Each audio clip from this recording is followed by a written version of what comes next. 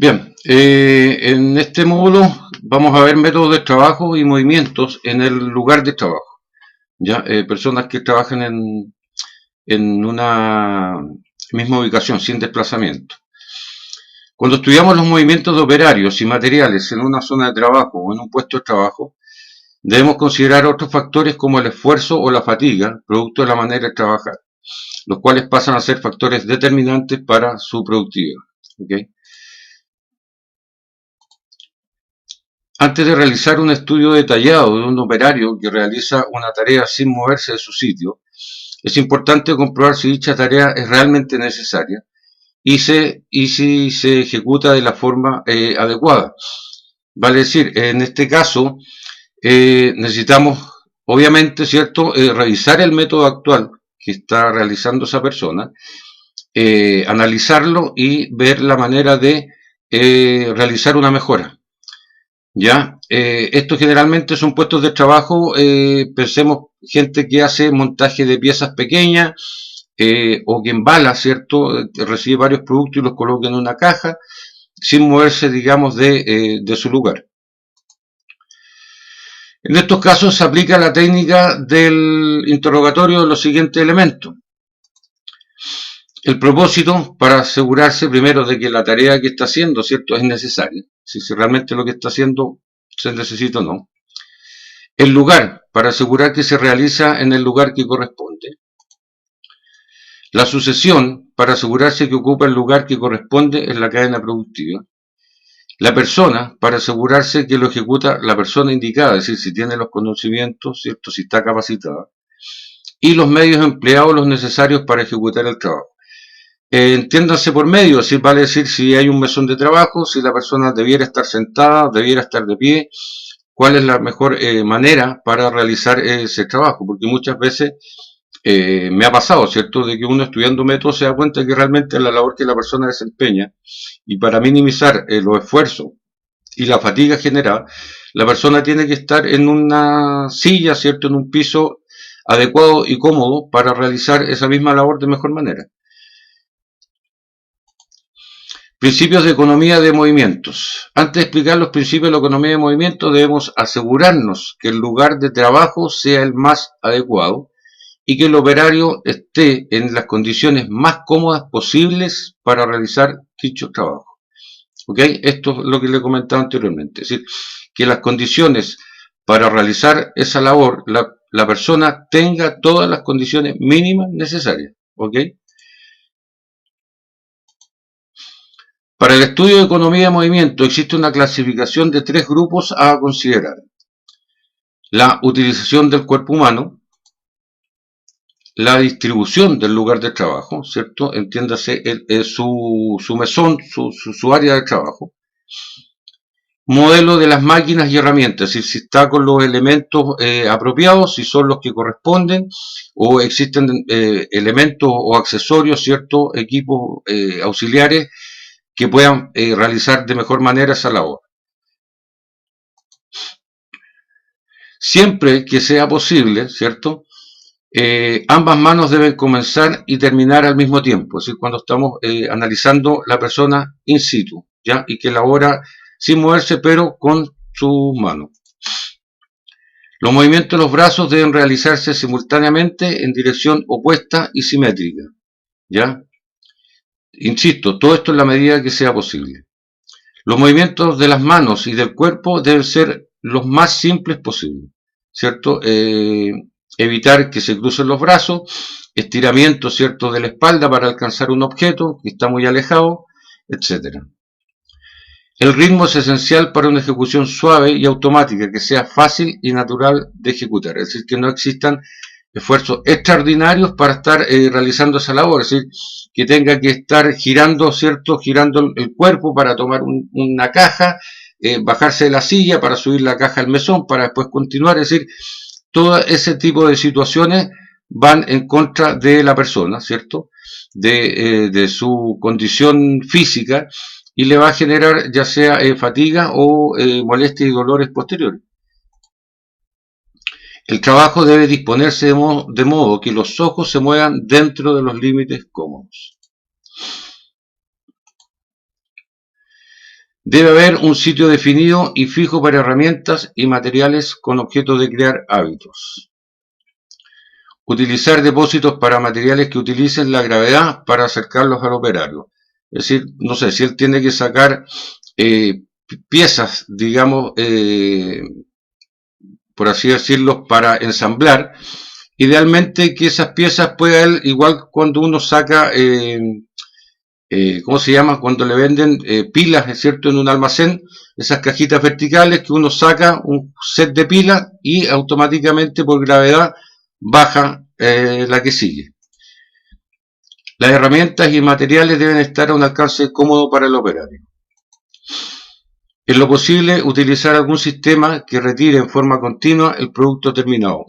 Esto muchas veces se ve en los packing, ¿cierto? De distintas índoles, que la persona, por un lado, van sacando, ¿cierto? Los productos, colocándolos en una caja, y detrás de la persona existe otra cinta, ¿cierto?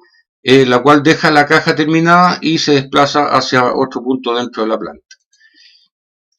La luz, sillas, mesones, etcétera, deben ser los más adecuados y cómodos para el operario. Insisto en eso, es decir, uno siempre tiene que pensar en la persona, en que realmente nosotros, digamos en este caso digo nosotros como empresa, le otorguemos todas las condiciones mínimas necesarias, ¿cierto?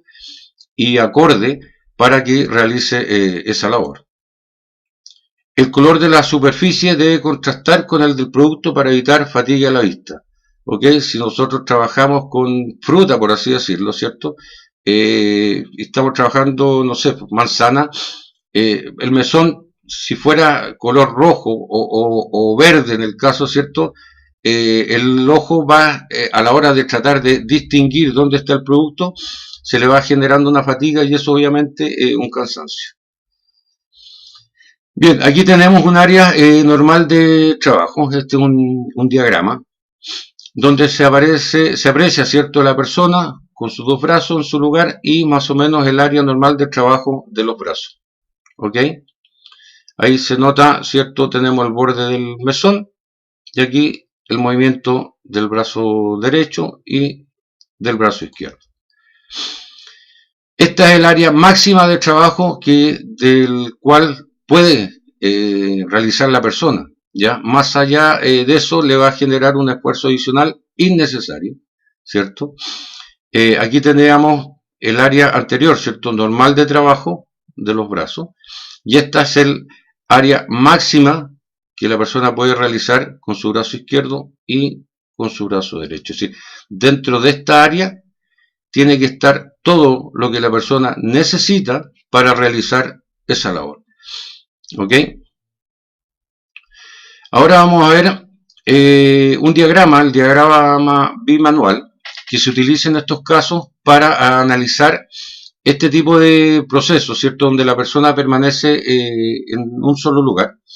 Y aquí donde van a ver, se analizan, digamos, en mayor detalle el proceso, pero a nivel de cada brazo o de cada mano.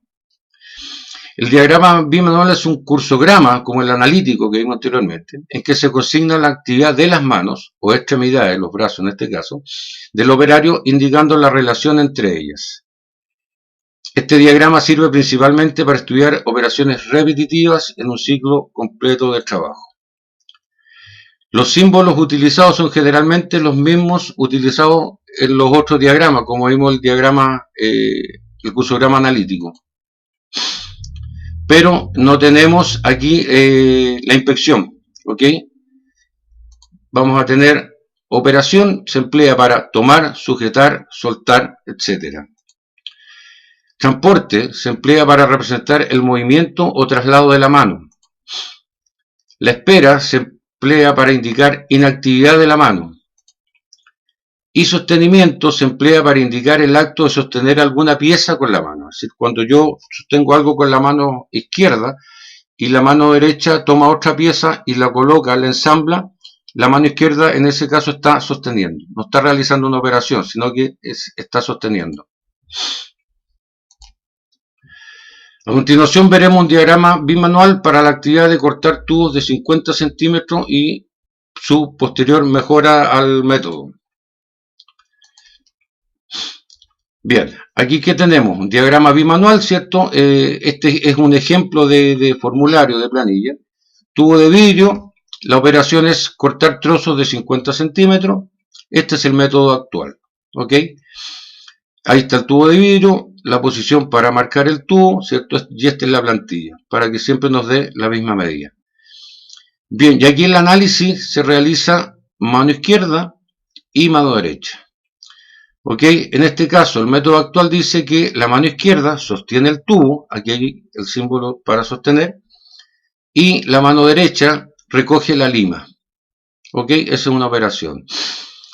La mano izquierda, ¿cierto? Lleva el tubo hasta la plantilla, es decir, después de sostener, hay un traslado, ¿cierto? De la mano, y la mano derecha, mientras tanto, sostiene la lima. Introduce el tubo, una operación, dentro de la plantilla, y la mano derecha lleva la lima hasta el tubo, un desplazamiento, ¿ok? Después tiene la mano izquierda, empuja hasta el fondo el tubo, mientras tanto sostiene la lima a la espera que meta el tubo en la plantilla. Después la mano izquierda sostiene el tubo, mientras la mano derecha muesca el tubo con la lima, ¿ok? Este es un análisis bien detallado y muchas veces es importante utilizarlo porque cuando son actividades repetitivas, bien digo, a veces se tiende a pensar de que no es relevante, ¿ya? Pero cuando una labor lleva, por así decirlo, dura 30 segundos, la labor completa, supongamos que este proceso en realidad por tubo durara 30 segundos, ¿cierto? Medio minuto. Y si nosotros hacemos un análisis, podemos darnos cuenta de que a veces un par de segundos, es decir, 2 segundos o 5 segundos dentro de 30, a nivel porcentual de tiempo es relevante. Es decir, muchas veces uno mira y no le da mayor importancia, pero la tiene. Si usted le aplica números, los tiempos y las veces que lo hace el día y la cantidad de tubos que lo hace el día y al mes, se van a dar cuenta que realmente es importante mirar este tipo de actividades. Y así sucesivamente, todas las funciones que hace la mano izquierda, la mano derecha por este lado, y al final nosotros tenemos el resumen de la situación actual. Vale decir, operaciones de la mano izquierda 8, de la mano derecha 5. Transporte de la mano izquierda 2, de la derecha 5. Espera, no hay ninguna. Sostenimiento 4 de la mano izquierda y 4 de la derecha. Total de actividades, 14 actividades para la mano izquierda y 14 para la mano derecha. ¿Ok? Aquí tenemos el mismo sistema, ¿cierto? El mismo proceso, no el mismo sistema, el mismo proceso, pero mejorado. ¿Ya? Aquí tenemos el tubo de vidrio, cortar tubos de 50 centímetros y este es el método propuesto. Aquí vemos que en el método propuesto se hizo una plantilla, ¿cierto? Diferente del proceso en sí, ¿ya? Como vimos en el anterior, era diferente. Aquí tenemos una plantilla, pero aquí tenemos un tope y la posición para muescar. ¿Y qué es lo que hace? La mano izquierda mete el tubo hasta el tope, ¿ya? Mientras la mano derecha sostiene la lima y hace girar el tubo y muesca el tubo con la lima, sostiene tubo y golpea el tubo con la lima y el tubo cae en la caja. Vale decir, aquí no va metiendo y sacando el tubo cortado. Es decir, aquí la mejora fue que la persona realiza el corte y debajo, supuestamente, ¿cierto? Debajo en el mesón, donde él está realizando la operación, van cayendo los trozos, digamos, de tubo, sin él tener que sacarlo, tomarlo y dejarlo dentro de una caja. ¿Ok? Esto un modo, digamos, un ejemplo, ¿ya? Es decir, cualquiera podría pensar, bueno, son tubos de vidrio, se van a quebrar, pero no es el tema, hagamos cuenta que son tubos de plástico. ¿Y qué es lo que pasa? Aquí la disminución realmente fue notable después de realmente mirar el proceso y ver la mejor manera de realizarlo, ¿ok? Y las operaciones bajaron, ¿cierto? De 8 a 2 en la mano izquierda y de 5 a 2 en la mano derecha. El transporte de 2 a 5 realmente en el propuesto no hay transporte, porque no hay traslado, ¿ok? Y el sostenimiento bajó de 1 a 1, es decir, él va metiendo el tubo, ¿cierto? Y lo va moscando. Bajamos de 14 a 3, ¿ok? Lo que quiero mostrar aquí es, más que la mejora, es que realmente este tipo de labores pueden ser analizadas, pueden ser mejoradas, ¿ok? Y tienen tanta importancia como un proceso que dure, no sé, un par de horas en una máquina, ¿cierto? El trabajo en este caso puede ser tan rápido, pero así como es de rápido, también puede ser mejorado. Es decir, cualquier proceso tiene posibilidades de mejora. Altas o bajas, pero siempre existen mejoras posibles. Definir, implantar y mantener en uso los métodos propuestos, eso ya lo hemos definido anteriormente. Definir el método propuesto mediante la consignación de las normas de ejecución, es decir, cómo hacerlo. Llenar la hoja de instrucciones del operario con la finalidad de dejar constancia escrita del nuevo método, con los detalles necesarios para que pueda consultarse ante posibles dudas, ¿cierto? Ser presentado a la dirección del informe, a los jefes. Facilitar la formación de nuevos operarios. ¿Ok? Si nosotros definimos los nuevos métodos, quedan en el proceso cuando haya que capacitar, ¿cierto? Una persona que llega a ese puesto de trabajo, una persona nueva o trasladada de otra sección. Este informe escrito de la metodología de cómo se hacen las cosas va a servir, ¿cierto?, de manera relevante para la capacitación de ese proceso. Implantar el método propuesto mediante capacitación directa en el proceso por parte del analista que realizó el estudio. Insisto, todo esto son trabajos en terreno. Hacerlo de forma clara y sencilla, de modo que el operario gane confianza y entienda que los cambios propuestos van en su directo beneficio al mejorar el sistema de trabajo. Mantener en uso el nuevo método tal como se especificó y no permitir que los operarios vuelvan al método anterior o introduzcan variantes al método propuesto. Si existieran, digamos, variantes, el operario, por eso insisto, es importante su experiencia y escucharlos porque puede que al mismo método propuesto él tenga una idea de mejorarlo aún un poquito más. ¿Ya? Es decir, aunque pueda ser un detalle, pero de repente el operario, oiga, jefe, ¿y qué pasa si en vez de esto hacemos? ¿Ok? Se analiza y en lo posible, ¿cierto? Si la sugerencia es viable, aplicarla y definir un nuevo método con esta sugerencia, ¿cierto?, que hizo la persona. Es necesario que el analista, ¿cierto?, visite de manera frecuente el proceso con la finalidad de asegurar que el método propuesto, es decir, lo que se definió, se mantiene en uso. Bien, esto sería, digamos, mi aporte a grandes rasgos, digamos, de este curso de estudio del trabajo. Espero que sea de utilidad, ¿cierto? Está hecho de manera bastante profesional, por así decirlo, tratando de abarcar la mayor cantidad de temas y metodologías que se utilizan, ¿ok? Y espero, digamos, pueda ser de utilidad. A ver, como palabras al cierre, es importante que los estudios de métodos, ¿cierto?, se realicen en terreno, insisto.